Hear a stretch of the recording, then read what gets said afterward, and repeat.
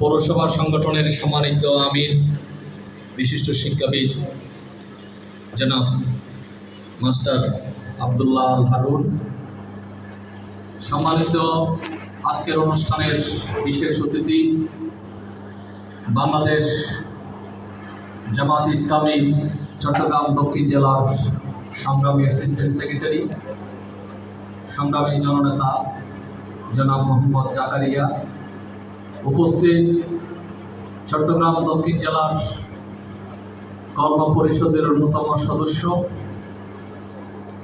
আমাদের একান্ত প্রিয়, অত্যন্ত সুপরিচিত সাবেক ছাত্রনেতা মৌলানা আরিফুর রশিদ, আমাদের মাঝে আরও উপস্থিত আছেন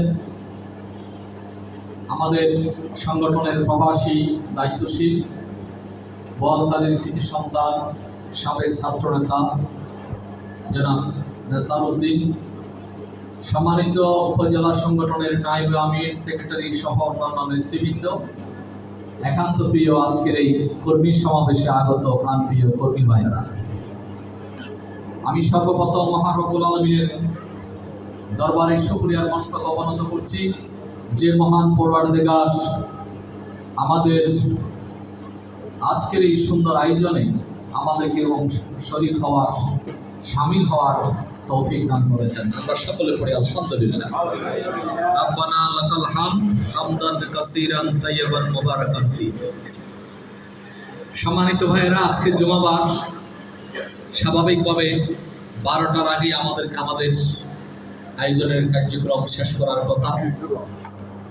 তো আজকে এই কর্মী সম্মেলন আমাদের কাছে কেন গুরুত্বপূর্ণ, সেই বিষয়টি ইতিমধ্যে আপনারা নিঃসন্দেহে অবগত হয়েছে।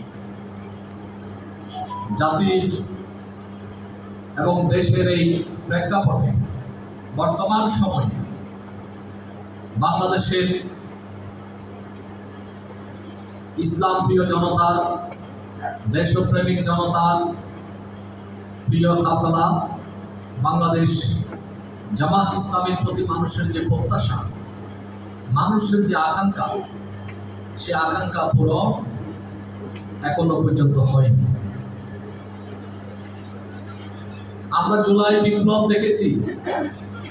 জুলাই বিপ্লবের মধ্য দিয়ে এই দেশকে আমরা যেভাবে রাষ্ট্র সংস্কারের একটা প্রত্যাশা নিয়ে এই দেশের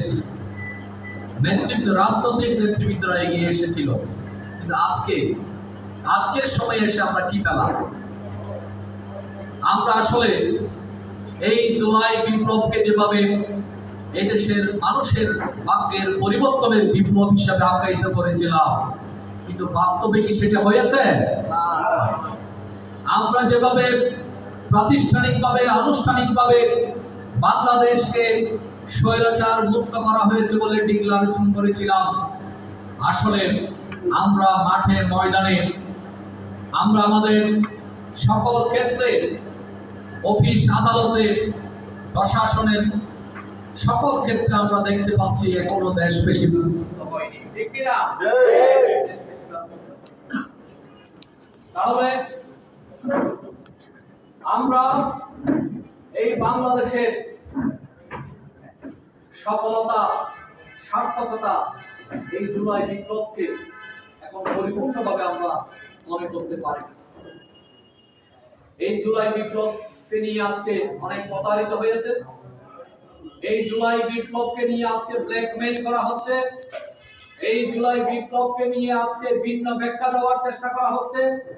এই জুলাই বিপ্লবকে নিয়ে এদেশের মানুষকে বোকা বানানোর চেষ্টা করা হচ্ছে। কিন্তু আজকে আমার সামনে যারা বসে আছেন, যারা মনে করেন আমরা এদেশের একজন নাগরিক হিসাবে আমাদের বিবেক বুদ্ধিকে কাজে লাগিয়ে, আমাদের ঈমান আকীদাকে ধারণ করে, আমাদের ঈমানের দাবি পূরণের জন্য, বাংলাদেশের মানুষের মুক্তির জন্য, ইসলামী মূল্যবোধ প্রতিষ্ঠার জন্য এবং জুলাই বিপ্লবের আকাঙ্ক্ষা পূরণের জন্য, জুলাই শহীদের পরিবারের আকাঙ্ক্ষা পূরণের জন্য বাংলাদেশ জামাত ইসলামী বাংলাদেশের জমিনে এমন সফলতা নিশ্চিত করতে চাই, এমন বিজয় নিশ্চিত করতে চাই, যেই বিজয় নিশ্চিত করার জন্য আজকে আমরা এই কাফেলায়, যেই কারণে আমরা এই কাফেলায় শরীক হয়েছিলাম, সেই কাফেলার সফলতা হচ্ছে বাংলাদেশের জমিনে দ্বীনকে বিজয়ী আদর্শ হিসাবে প্রতিষ্ঠিত করা। এই দ্বীনকে যতক্ষণ পর্যন্ত আমরা বিজয়ী শক্তি হিসাবে প্রতিষ্ঠিত করতে পারবো না, ওই সকল প্রতারক চক্র, কায়েমি সত্যবাদী গোষ্ঠী, তাগুতি শক্তিদের কাছে তারা এই বাংলাদেশের মানুষের মুখে মুক্তির স্লোগান দিল, বাস্তবে তারা কখনো এই দেশকে মুক্তিকামী জনতার দেশে পরিণত করতে পারবে না। সেই জন্য আজকে বাংলাদেশ জামাত ইসলামীর যেই দায়িত্ব কর্তব্য পালন, সেই দায়িত্ব কর্তব্য পালন অনেক বেশি বেড়ে গিয়েছে।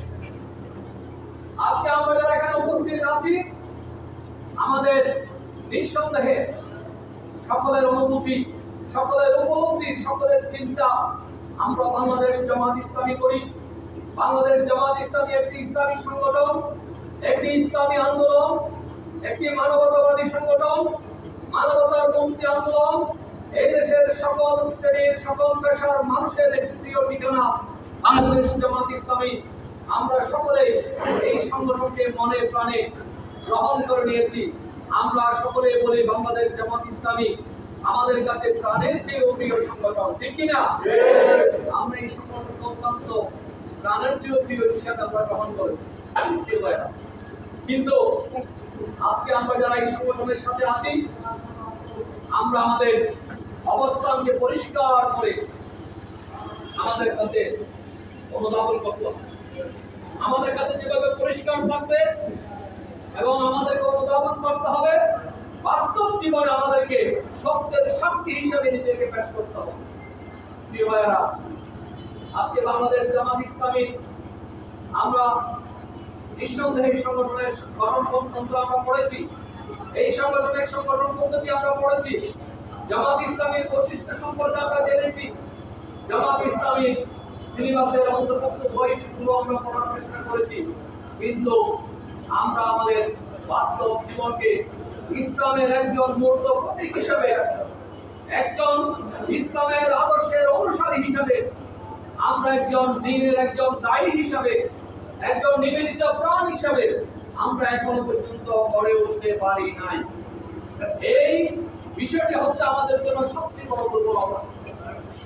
এই দুর্বলতা থেকে মুক্ত না হওয়া পর্যন্ত আমরা কখনো আমাদের বিজয়ের সেই সূর্য আমরা নিশ্চিত করতে পারবো না। বিজয়ের সেই আমরা যে